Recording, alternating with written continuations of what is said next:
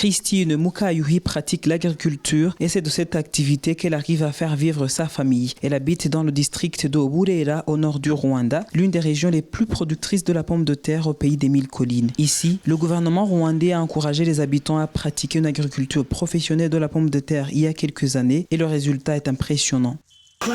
Je vis de l'agriculture et ici, on cultive principalement la pomme de terre. Grâce à elle, j'arrive à faire vivre ma famille. Je paie le Minerval pour mes 5 enfants qui sont au secondaire et on a des plans de construire une belle maison que celle-ci. Grâce aux encouragements du gouvernement, on a compris qu'on pouvait vivre de l'agriculture, notamment de la pomme de terre.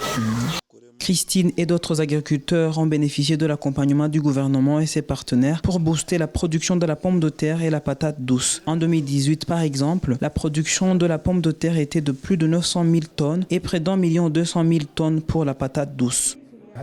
C'est vrai que le Rwanda a beaucoup fait pour augmenter la production de la pomme de terre et de la patate douce. En termes de transformation, nous avons déjà 3 usines qui produisent différents produits à partir de ces 2 cultures. Mais il faut reconnaître que le chemin reste encore très long. Nous avons encore 16% des pertes sur la récolte en général et nous voulons réduire ce taux à moins de 5% d'ici 2024.